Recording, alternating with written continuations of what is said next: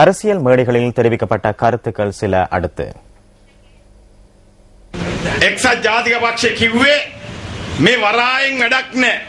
இந்த துறைமுகத்தில் பயனில்லை, இந்த விமான நிலையத்திலும் பயனில்லை, இந்த துறைமுகத்தில் வருமானம் கிடையாது என ஐக்கிய தேசிய கட்சி கூறுகின்றது.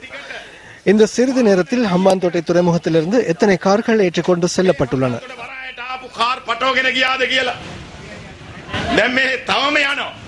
கொழும்பு துறைமுகத்தில் நிறுத்தப்படாது அவற்றை அம்பாந்தோட்டை துறைமுகத்தை நோக்கி அனுப்புகின்றனர்.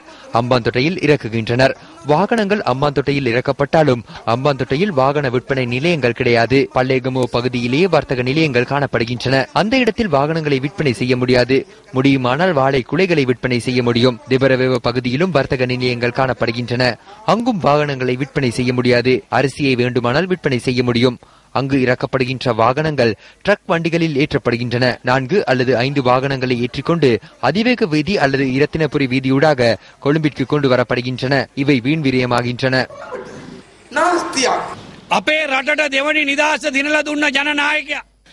எமது நாட்டிற்கு 2வது முறையாக சுதந்திரத்தை பெற்றுக் கொடுத்த தலைவர் என்றால் அது ஜனாதிபதி மஹிந்த ராஜபக்ச. ஒரு தடவை அல்ல, 2 தடவை அல்ல, 3வது தடவையும் அவருக்கு ஜனாதிபதி பதவியை வழங்கினால் அது தவறாகுமா?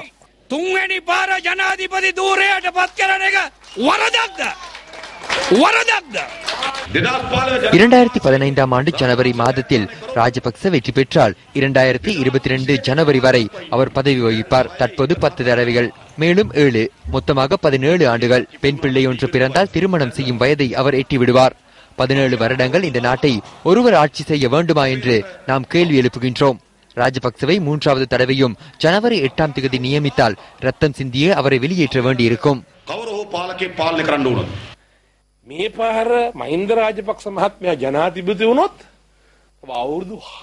இம்முறை மஹிந்த ராஜபக்ச ஜனாதிபதியாக தெரிவு செய்யப்பட்டால் மேலும் 6 வருடங்கள் பதவி வகிப்பார்.